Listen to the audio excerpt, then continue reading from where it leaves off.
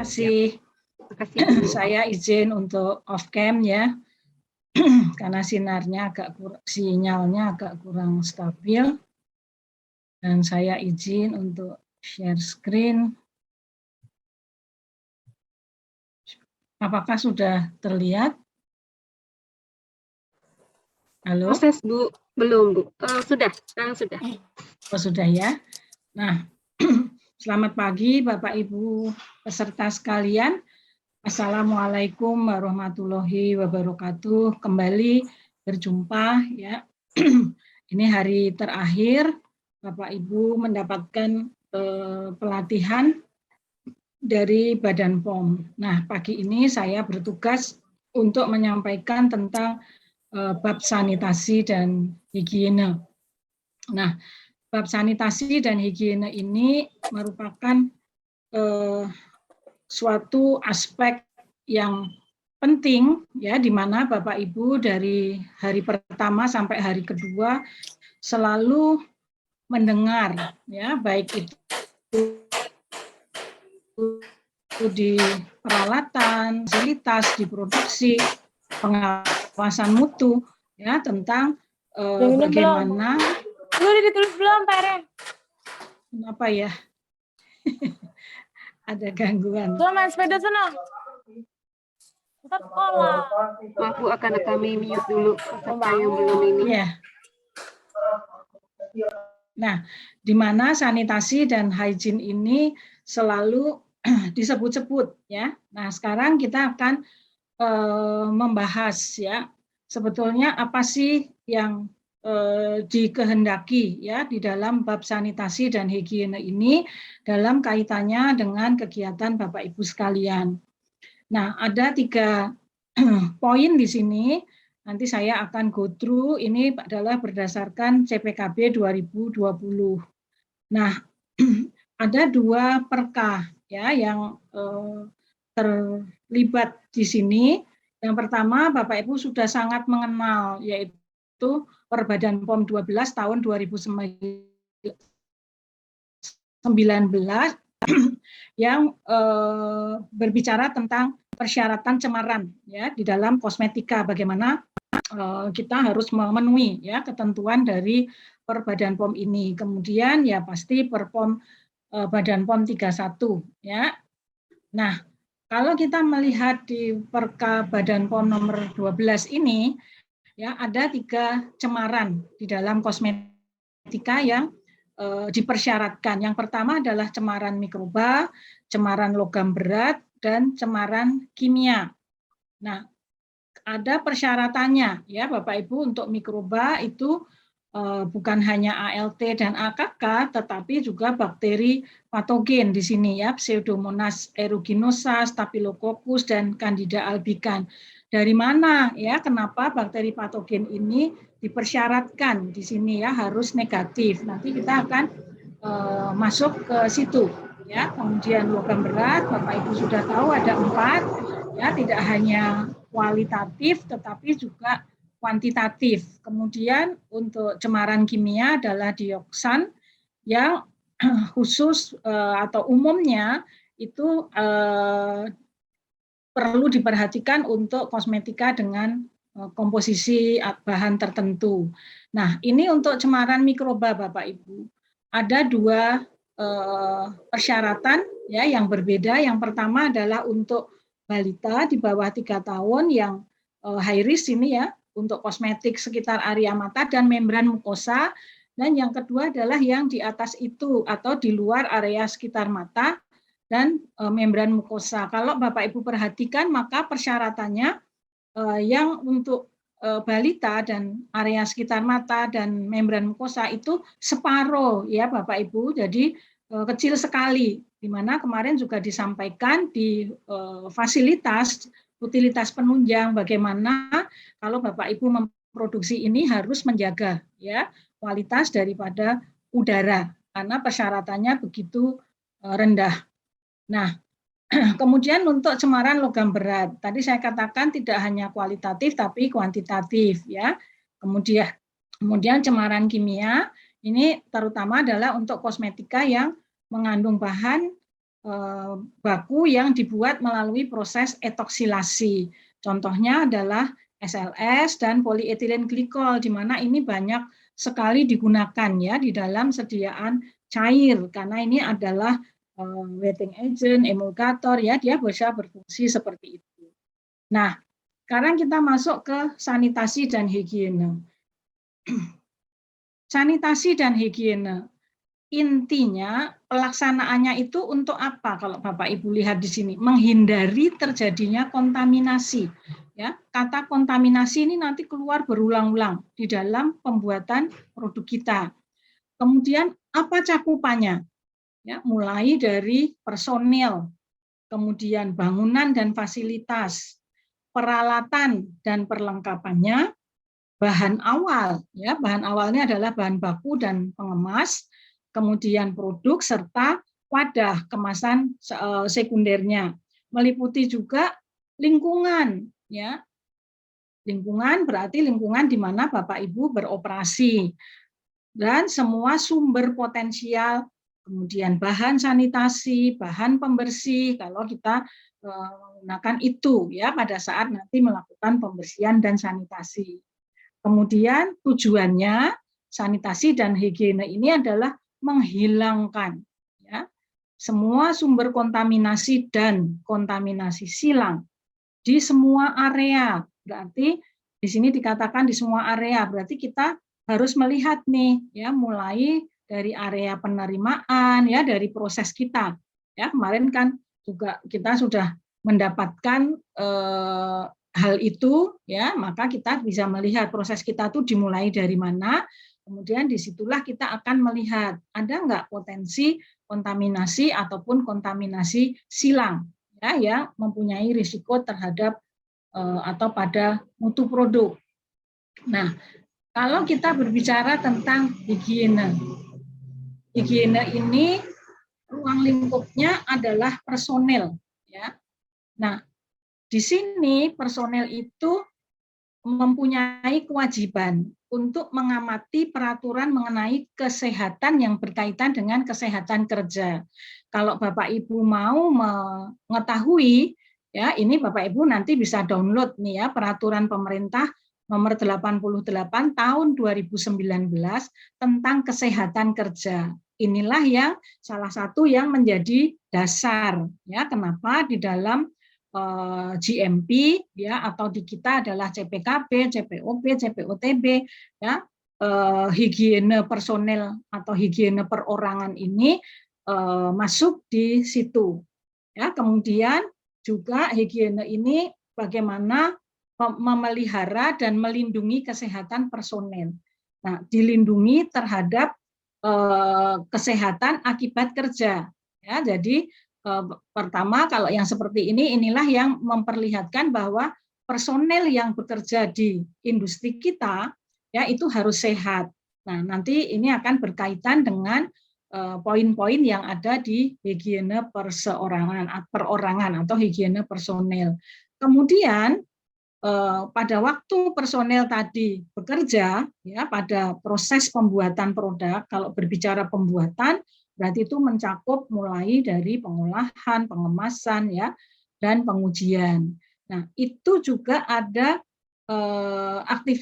aktivitas yang dikerjakan oleh personel. Nah, itu harus selalu terjaga higienenya ya atau ke segala sesuatu yang berkaitan dengan kesehatan kerja ya. Nah, kalau sanitasi itu ruang lingkupnya adalah di luar personel, jadi bangunan, ya fasilitas, peralatan, perlengkapan, bahan awal, ya lingkungan.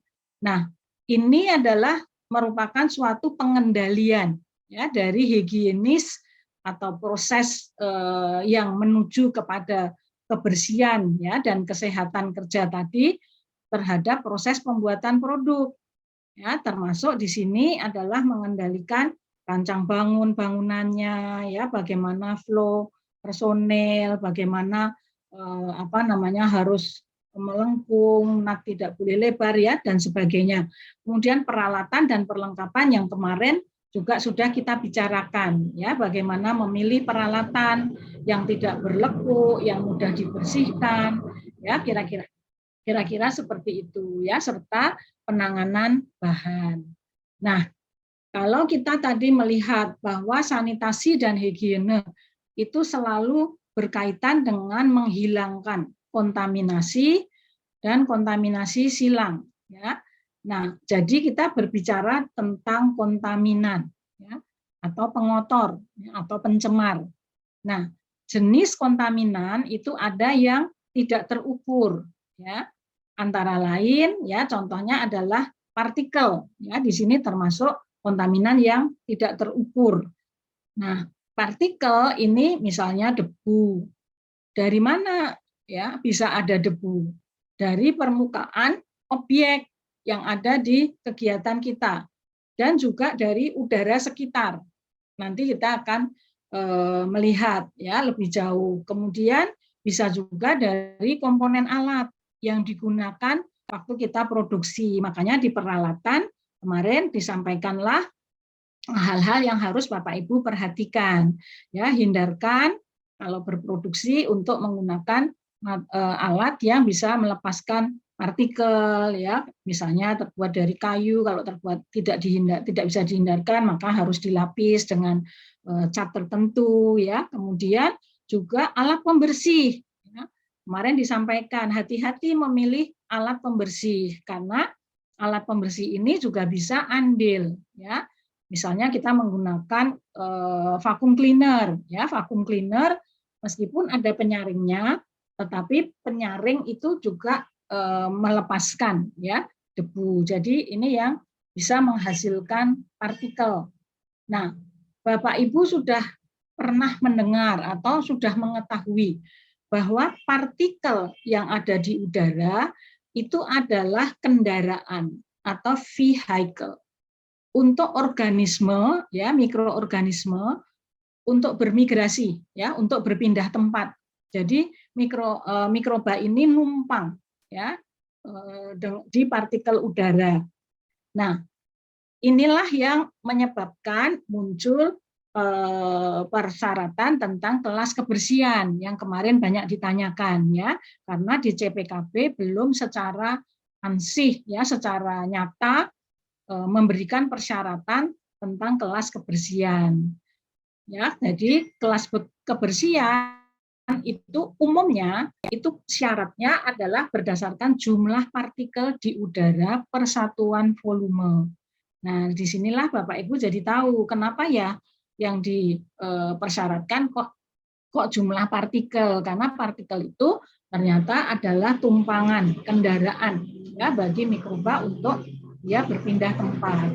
Nah, umumnya ukuran partikel yang diatur atau dipersyaratkan itu yang besarnya lebih besar atau sama dengan 0,5 milimikron atau yang lebih besar atau sama dengan 5 mikron, ya. Nah, jadi di sini jumlah partikel di udara itu perlu mendapat perhatian, ya, meskipun di CPKB tidak dipersyaratkan. Kemarin sudah dijelaskan ya bagaimana Bapak Ibu mengendalikan ya udara di dalam ruangan. Berbeda antara fasilitas yang kecil dan fasilitas yang terdiri dari banyak ruangan, ya, cara untuk mengendalikannya. Nah, ini adalah gambaran Bapak Ibu. Bagaimana gambaran perbandingan besarnya partikel. Tadi partikel debu kan sekitar 0,5 sampai 500 mikron. Ada yang sampai 500 mikron ini yang fine ya, yang besar sekali. Nah, kalau bakteri dan virus itu sangat kecil. Nah, inilah kenapa mikroorganisme itu numpang ya menggunakan partikel itu sebagai kendaraan untuk dia bermigrasi ya, berpindah tempat. Nah, sekarang kontaminan yang terukur, ini yang umumnya di GMP dipersyaratkan ya, yang kita mengenal residu yang ditinggalkan oleh produk. Dalam hal ini bisa berupa bahan baku ya, eksipien ya, yang berasal dari proses sebelumnya. Kemudian juga residu yang tinggalkan oleh bahan penolong proses. Kalau misalnya pada saat pembersihan kita menggunakan deterjen misalnya, ya, bahan yang digunakan untuk sanitasi. Kemudian dari utility sarana penunjang, misalnya udara tekan, ya, dan sebagainya, itu meninggalkan residu. Nah, ada satu lagi nih, apa ya kira-kira ya jenis kontaminan terukur. Bapak Ibu ingat ke Perka 12 tadi ya, yang pertama. Nah, pendapat kita ya secara umum kalau kita menyatakan bersih itu dilihat secara visual ya, dengan mata itu benar sudah bersih. Tetapi pemeriksaan secara visual tadi bukan merupakan cara yang memadai untuk mengevaluasi prosedur sanitasi ya, dari sudut pandang mikrobiologi. Nah, bagaimana menurut pendapat kita ya, atau pendapat Bapak Ibu sekalian ya. Jadi kalau nanti kita membuat prosedur pembersihan itu bagaimana kriteria keberterimaannya? Apakah secara visual ya terlihat bersih itu benar sudah bersih ya? Karena ingat bahwa salah satu kontaminan yang terukur itu adalah mikroba. Ya, tadi kan di Badan POM 12 juga cemaran persyaratan pertamanya adalah yang muncul adalah mikroba. Ya, selain logam berat dan kimia, ya, bahan kimia. Nah, jadi Bapak Ibu, sumber kontaminan ya atau pengotor tadi yang pertama adalah personel ya.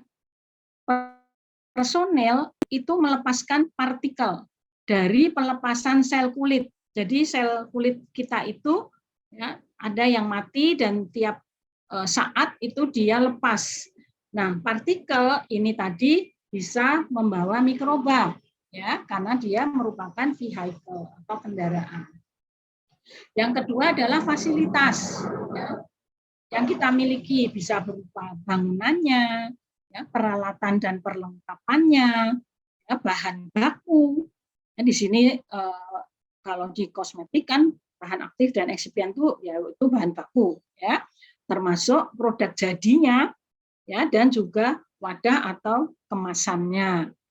Kemudian masih ada lagi lingkungan ya di mana kita berproses.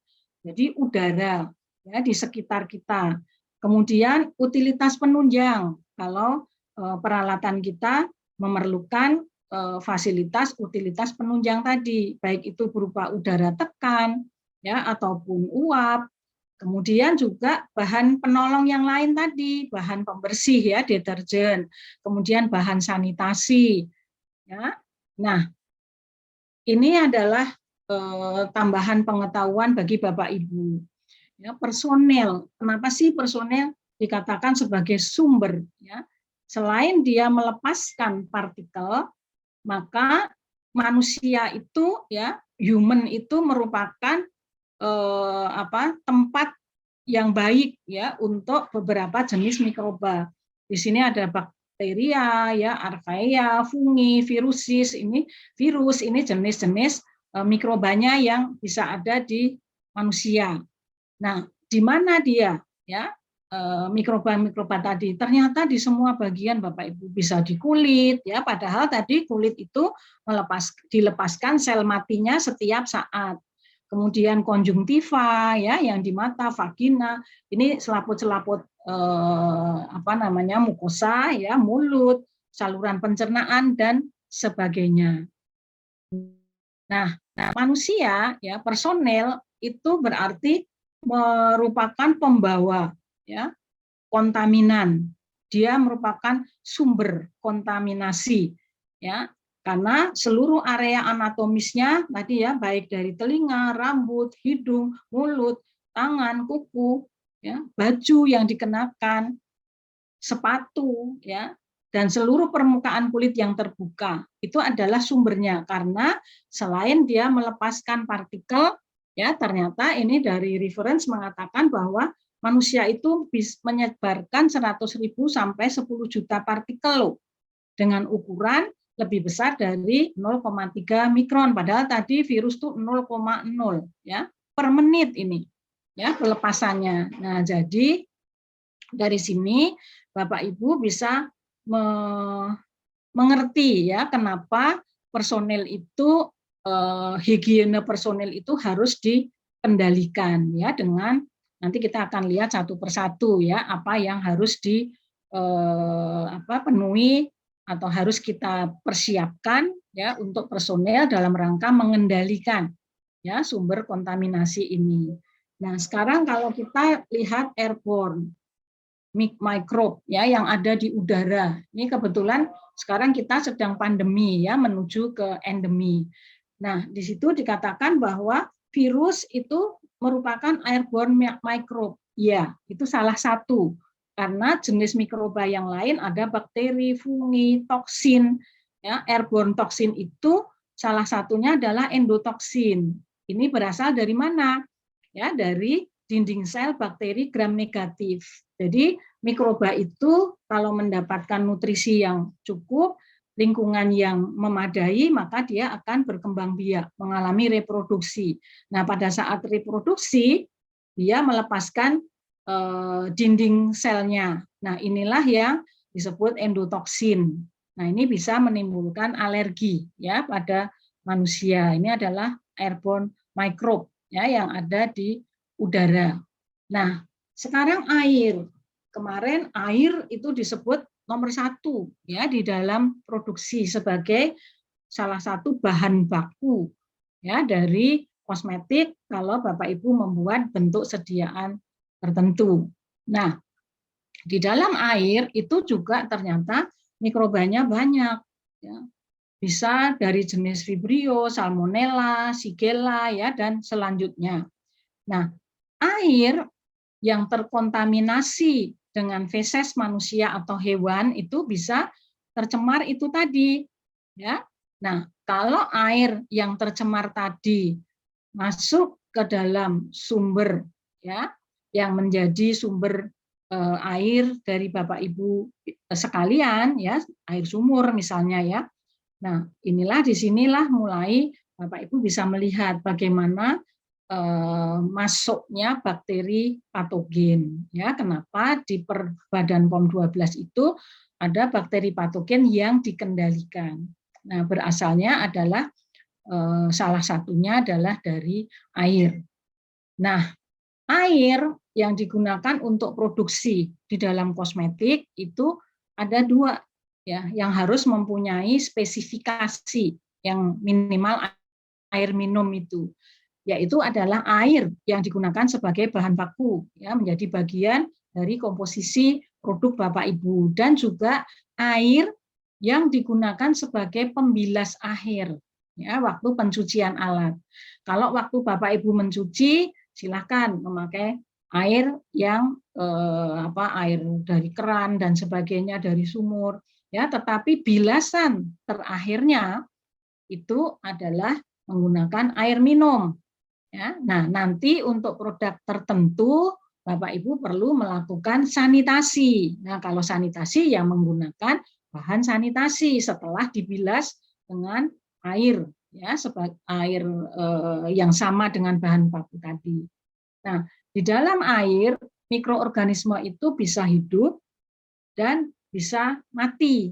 Ya, kalau yang hidup tadi yang sudah disebutkan ya, ada bakteri, spora, ya, virus, kapang, jamur, ya, dan yang mati ini adalah endotoksin tadi yang hasil dari reproduksi dari dinding sel bakteri gram negatif yang melakukan reproduksi dan juga bodies atau bangkai.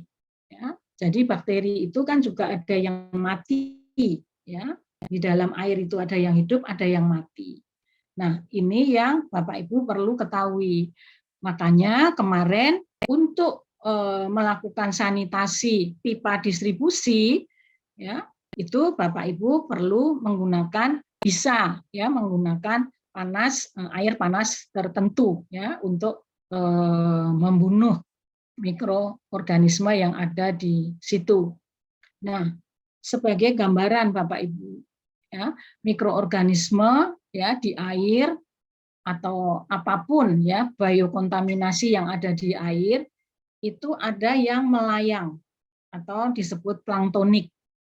Tetapi ada juga yang menempel di permukaan apa saja ya, permukaan pipa, permukaan sungai ya, di batu-batu dan sebagainya. Kalau itu di situ disebutnya biasanya adalah istilah lainnya adalah sesil ya. Jadi ada yang planktonik, ada yang sesil. Ternyata yang sesil lebih banyak.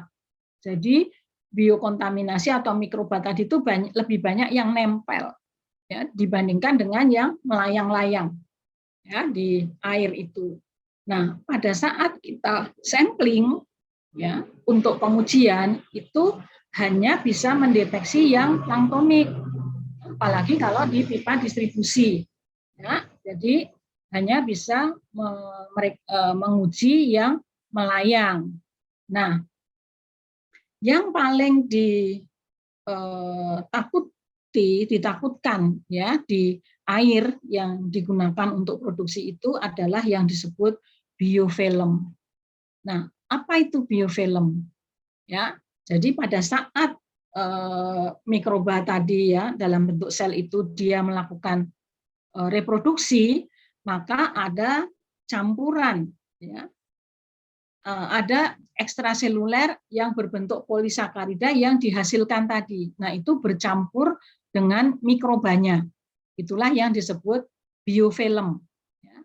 Nah, biofilm itu terbentuk pada bermacam-macam permukaan, baik yang elektropolis ya, yang halus ataupun apalagi yang rough ya, yang kasar, dia terbentuk pada bermacam-macam permukaan. Dan kalau sudah terbentuk, ini akan sangat sulit dihilangkan karena dia menempel. Ya. Nah, contoh yang paling mudah Bapak Ibu, kalau Bapak Ibu meletakkan gelas plastik, ya, ataupun gelas kaca juga gelas yang terbuat dari kaca juga boleh, ya diisi air, kemudian Bapak Ibu letakkan. Nanti dalam waktu 1 hari aja, ya, atau bisa juga Bapak Ibu lihat 2 hari, 3 hari itu. Kalau bahasa Jawanya istilahnya adalah ngelinyit, licin, dindingnya itu licin. Ya. Nah, itulah biofilm, ya, Bapak Ibu sekalian. Jadi gambaran mudahnya biofilm itu yang licin itu di permukaan kalau kita punya suatu wadah yang berisi air. Makanya kemarin disampaikan bahwa kalau Bapak Ibu menyimpan air yang digunakan untuk produksi itu tidak lebih dari 24 jam. Ya. Nah, ini adalah tahapannya, ya, pembentukannya. Jadi dalam suatu aliran air, tadi dikatakan ada yang planktonik, ada yang sesil. Planktonik melayang, oke, ngikuti aliran air. Yang sesil dia nempel di permukaan. Nah, yang sesil, mikroba yang sesil ini dia reproduksi. Melepaskanlah dinding ekstraseluler ya dalam bentuk polisakarida yang bercampur dengan mikrobanya. Nah, lama-lama terbentuklah itu yang lapisan licin itu ya, polisakarida. Lama-lama dia terus bereproduksi, lama-lama besar. Tapi dia menempel. Nah, kalau koloninya ini sudah besar, Bapak Ibu, maka dengan aliran air ya, itu bisa lepas ya.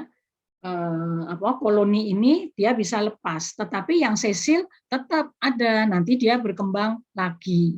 Nah, ini adalah gambaran bagaimana kira-kira ya menggambarkan bagaimana biofilm itu bisa lepas ya dengan adanya aliran air, tetapi yang sesil tetap ada.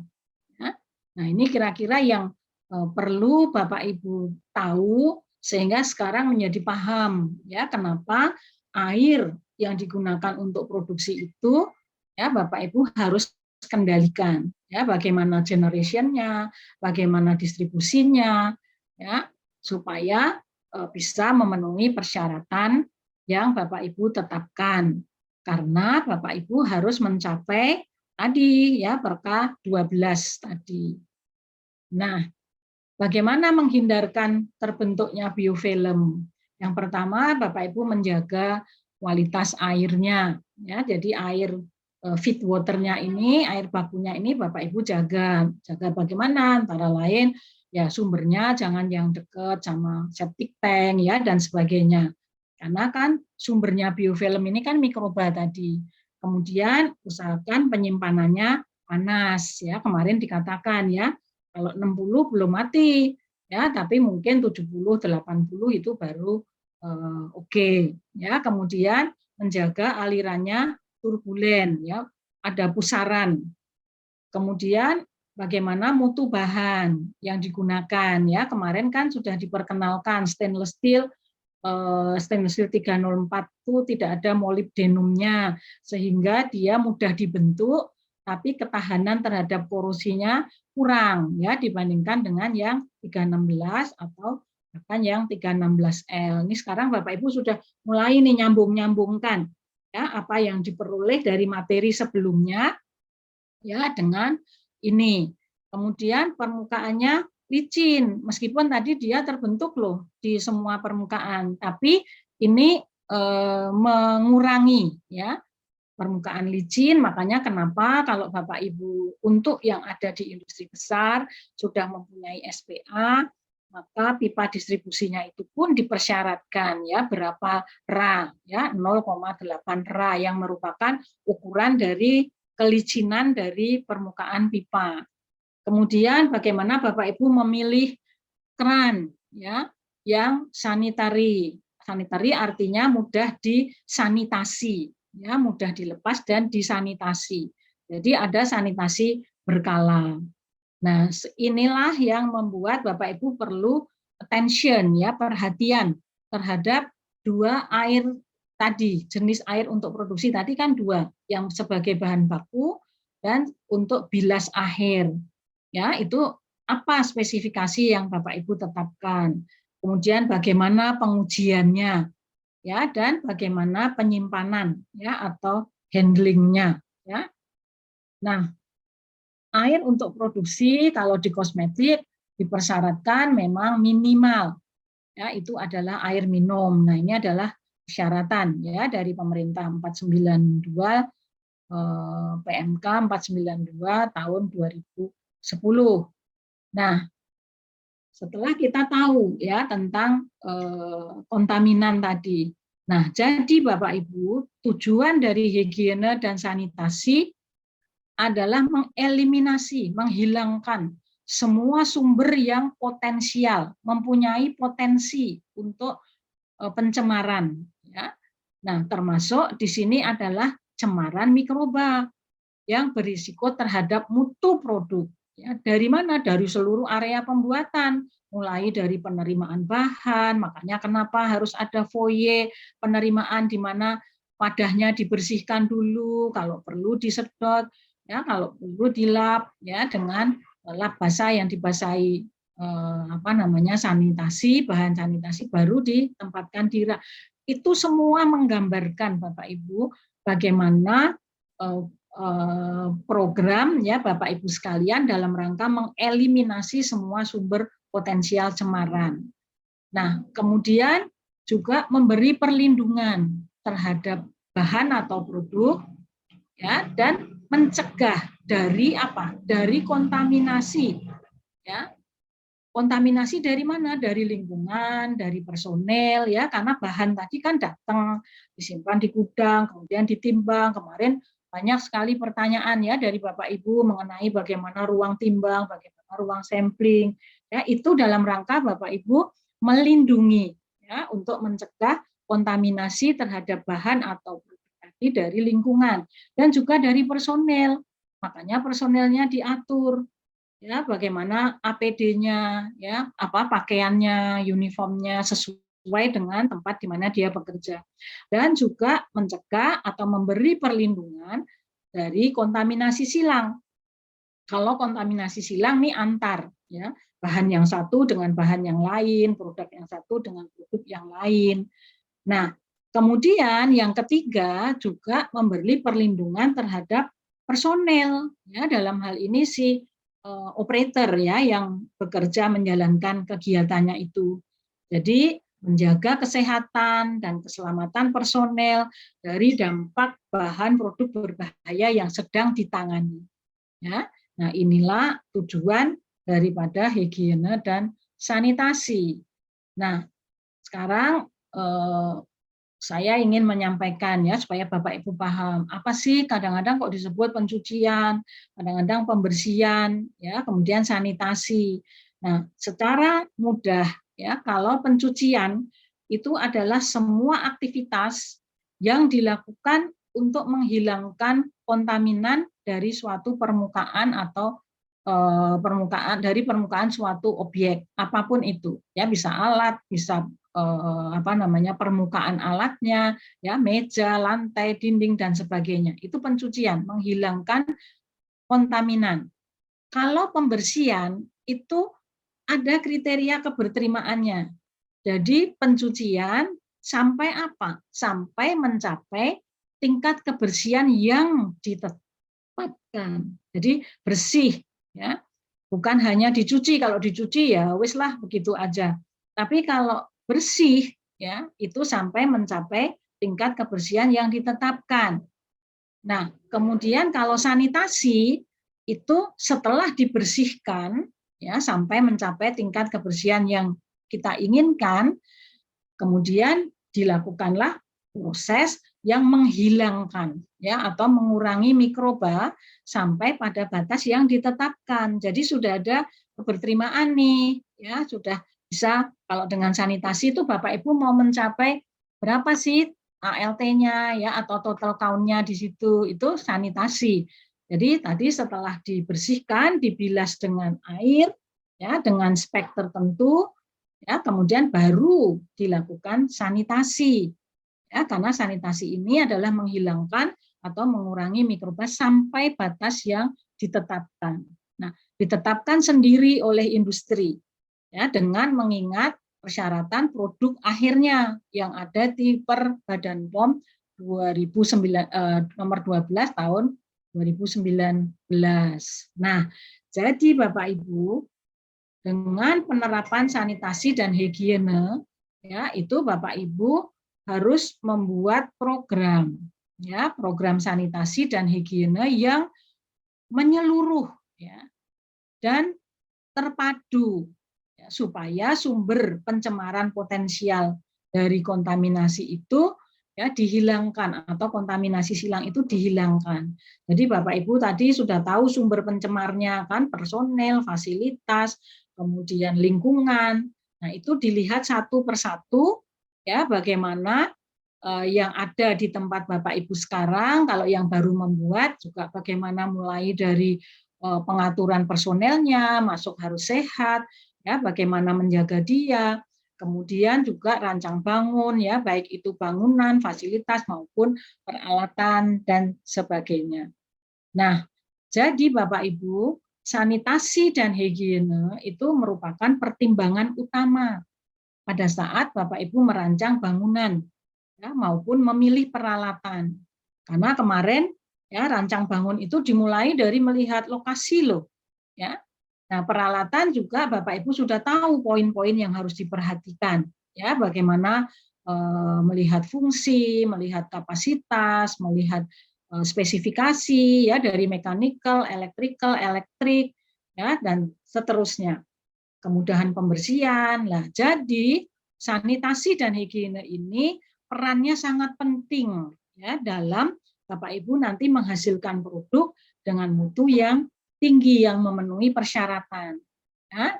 Nah, itu yang Bapak Ibu perlu ketahui sekarang ya. Jadi terlihat ya Bapak Ibu bahwa meskipun untuk IKOS B itu berdasarkan peraturan Badan POM ya hanya 2 aspek ya, dengan SPA CPKB yaitu adalah dokumentasi dan sanitasi higiene.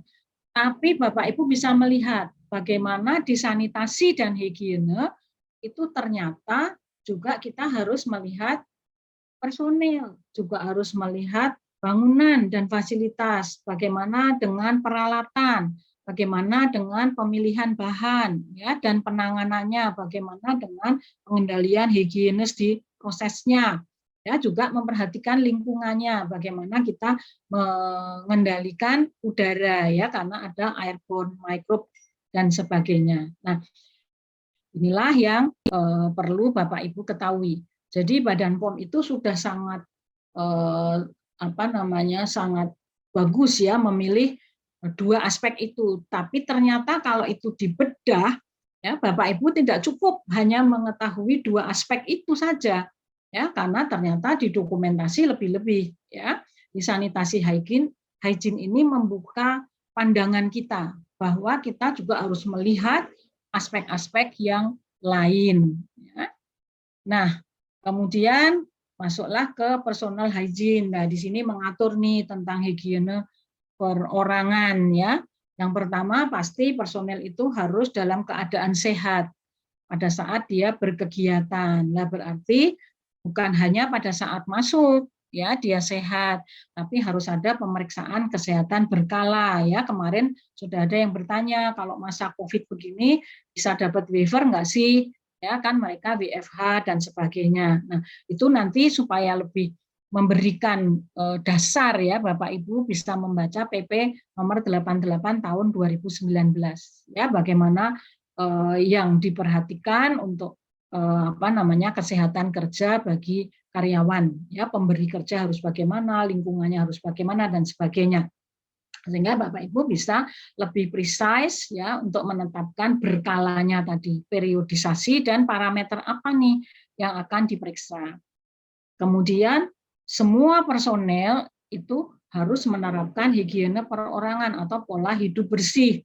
Ya, jadi mematuhi aturan higiene ya, bagaimana rambutnya harus bersih, mandi ya karena tadi kan melepaskan partikel.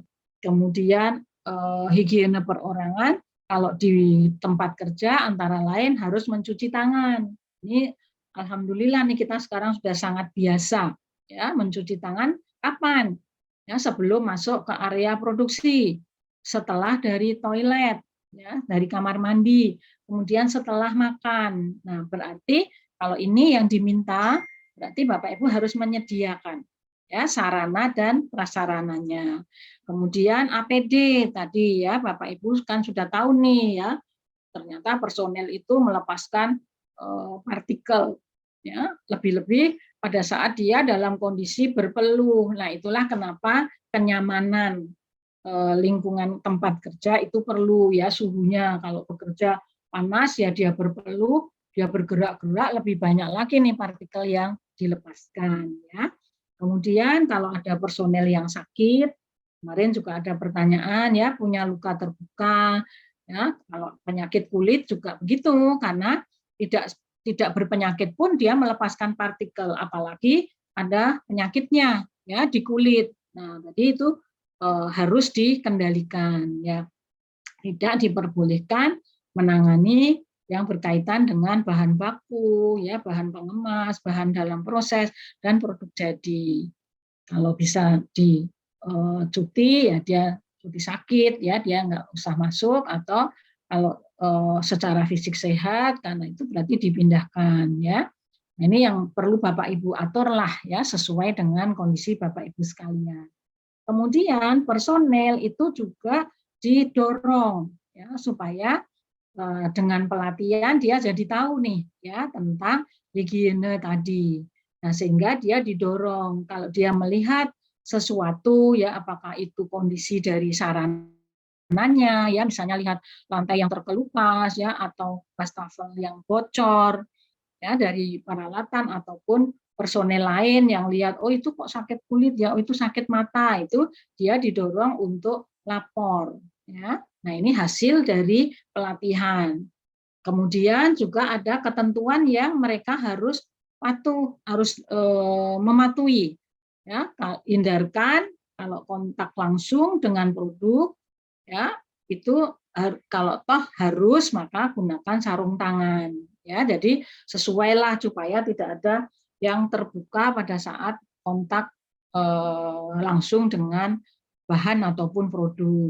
Kemudian personel mengenakan APD ya, pakaian pelindung yang bersih. Nah, apa kelengkapannya? Monggo silahkan disesuaikan dengan tugas dari mereka. Nah, kata-kata bersih ya, pelindung badan yang bersih.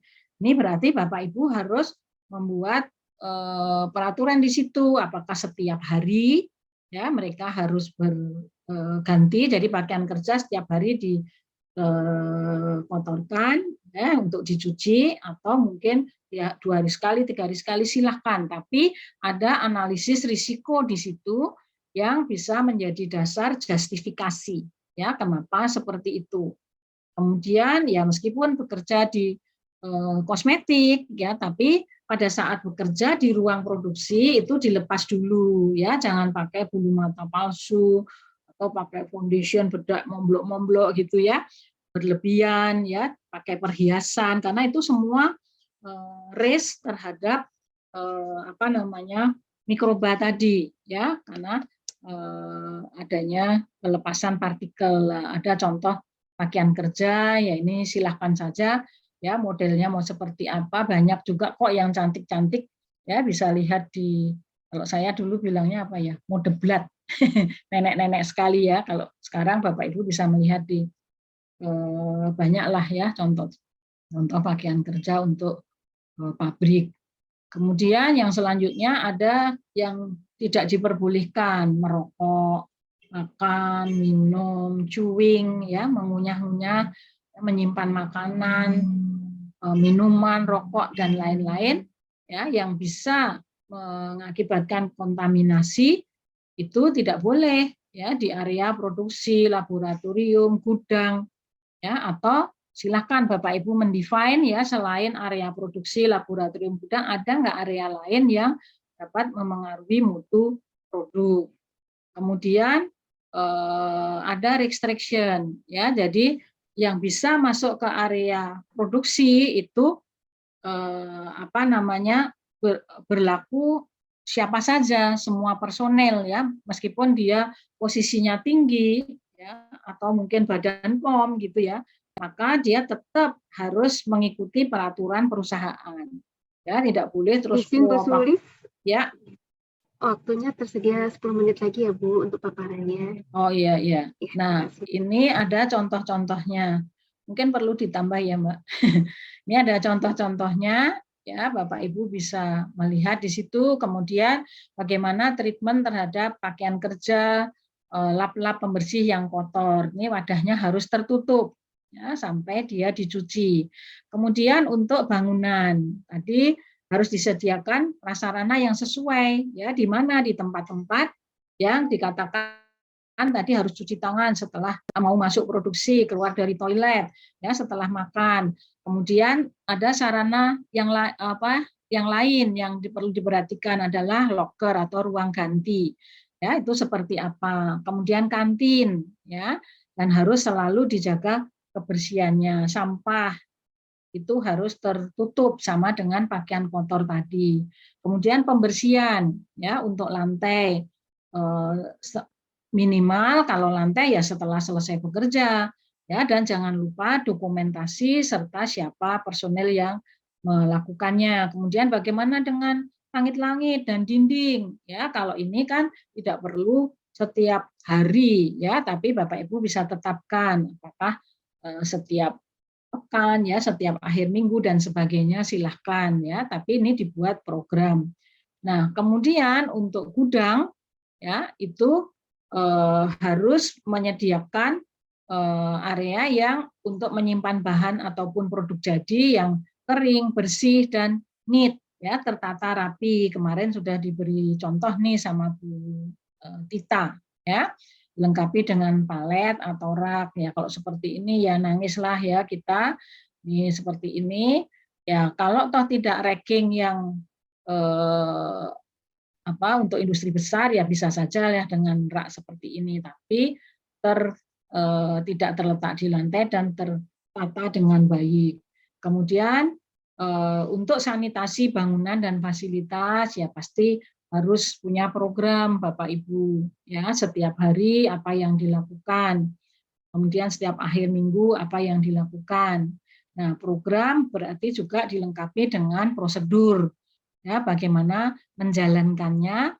Kemudian juga ada dokumentasi ya, catatan dari personel tadi. Nah, ini adalah protap kira-kira harus dibuat ya sesuai secara rinci ya, sesuai dengan fungsi dan kondisinya. Jangan Bapak Ibu harus perhatikan ya bagaimana protap itu, karena tiap ruangan atau tiap area bisa saja berbeda ya. Mungkin di situ ada rak, di sini ada lemari, di sini ada tirai plastik. Jadi perhatikan bagaimana protapnya, karena di situ harus menguraikan selain program dan jadwal juga metodenya, kemudian alatnya karena bisa saja berbeda ya. Kemudian penanggung jawab sudah tahu, ada contoh-contohnya ya. Ini Bapak Ibu diberikan ini program. Bagaimana dengan ruang timbang ya, tidak harus seperti ini ya. Bapak Ibu bisa punya program yang berbeda. Kemudian toilet, ruangan loker ya, koridor ya, karena perlengkapannya bisa berbeda ini.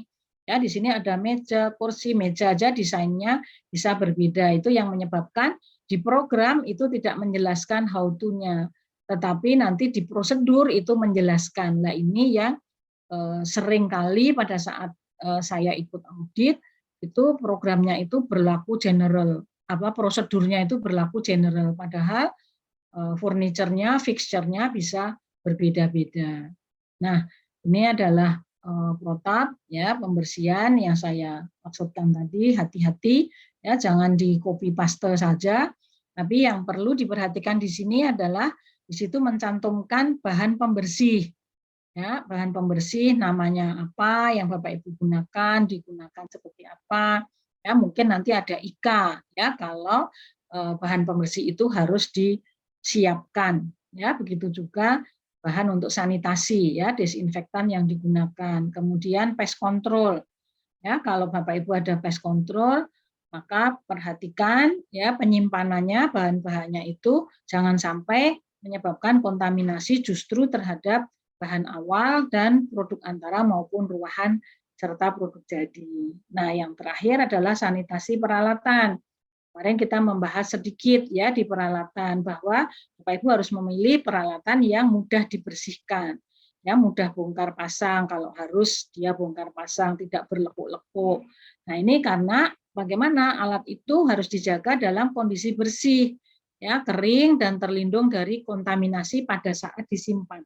Jadi kalau sudah dicuci, ya sudah dibersihkan, bahkan kalau sudah disanitasi, kalau Bapak Ibu harus simpan, ya ini mungkin perlengkapannya, ya aksesorisnya.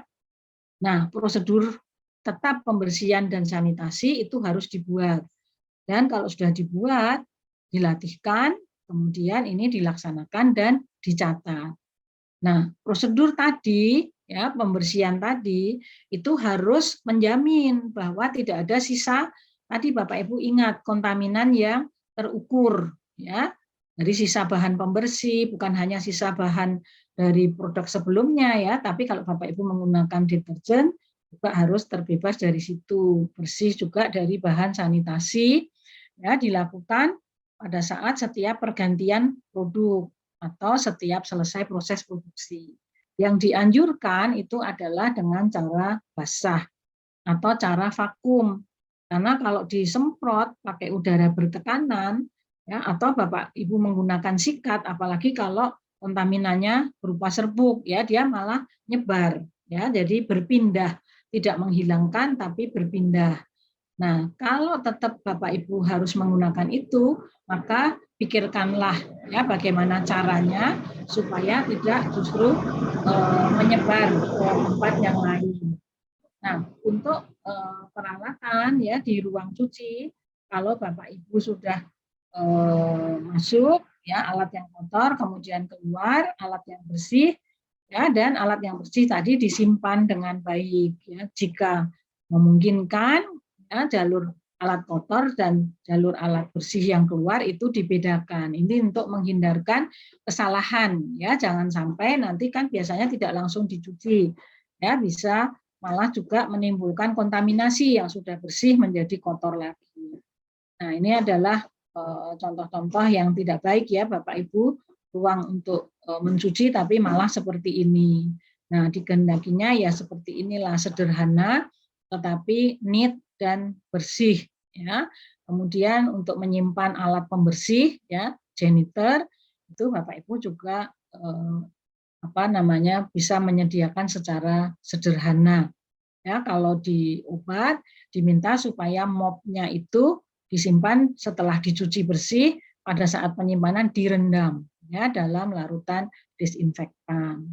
Nah, kemudian apa yang harus ada di protap pembersihan dan sanitasi? Ya, pasti jadwal. Ya, kapan dilakukannya? Kemudian bagaimana metodenya? Ya, alat dan bahan yang digunakan ini harus rinci ya. Misalnya menggunakan lap apa ya, jenisnya lap apa. Kalau sikat ya sikat apa ya, soft, hard, medium, yang bentuknya seperti apa. Karena nanti pembersihan ini harus mencapai hasil yang ditetapkan dan konsisten. Kalau Bapak Ibu harus membongkar ya, maka di protap itu juga harus disebutkan ya apa yang dibongkar dan bagaimana merakit kembali. Nah, kemudian protap inilah sebetulnya Bapak Ibu ya prosedur pembersihan dan sanitasi ini yang harus istilahnya kalau di obat divalidasi ya. Nah, kalau di CPKB memang belum muncul nih di dalam CPKB-nya. Jadi protap tadi perlu dikaji ulang secara berkala ya dengan melihat hasil. Makanya perlu ada pencatatan ya, dengan melihat hasilnya, dengan melihat bagaimana pelaksanaannya, apakah personilnya tadi yang sudah dilatih tadi melakukan dengan benar ya, apalagi kalau masih manual ya, sangat susah. Karena moodnya sedang baik, dia melakukannya baik, tapi moodnya sedang marah atau sedang galau, berbeda lagi ya tekanannya dan sebagainya. Nah, jadi ini dibuat secara rinci dan jelas ya. Kemudian ini normally saja diletakkan di dekat alat. Nah, catatan pelaksanaan jangan lupa ya, karena ini penting. Kemudian sanitasi dilakukan tadi ya untuk secara berkala untuk mencegah. Kalau Bapak Ibu membuat produk cair, maka sanitasi dari peralatan dan disinfeksi dari ruangan ini menjadi persyaratan yang sangat penting. Tapi kalau untuk produk yang di luar yang cairan, aerosol dan sebagainya, mungkin sanitasinya bisa berkala dengan memerhatikan persyaratan dari Perka 12/2019 itu. Nah, kalau sudah dibersihkan diberi label ya. Nah, label status kebersihan itu meskipun alat itu sedang tidak digunakan ya dia harus ada di situ. Nanti pada saat alat itu digunakan, label ini dilepas dan menjadi bagian dari catatan pengolahan batch ataupun pengemasan batch kalau itu alat kemas. Nah, label bersih mencantumkan apa? Ya, tanggal pastilah ya, nama siapa yang melakukan, ya siapa pengawasnya, ya memeriksa produk sebelumnya itu apa, ya batch berapa, kemudian waktu berlakunya status bersih. Jadi dikatakan bersih itu berapa lama, seminggu, sebulan, ya ini Bapak Ibu harus menetapkan. Nah, menetapkan pasti harus didukung dengan data. Kenapa Bapak Ibu memilih sebulan, kenapa memilih 2 bulan, kenapa seminggu, ya dan sebagainya. Ini yang didukung dengan misalnya Bapak Ibu memeriksa kalau dibiarkan seminggu itu diperiksa mikrobanya, oh masih oke ya sesuai dengan yang dipersyaratkan. Ya Bapak Ibu mensyaratkan sendiri kan tadi. 2 minggu bagaimana, 3 minggu dan bagaimana. Nah, data inilah yang mendukung ya, waktu berlakunya status bersih. Ada contoh-contohnya di situ. Nah, ini Mbak siapa Rizka ya, Mbak moderator. Ya, Bu. Ya, saya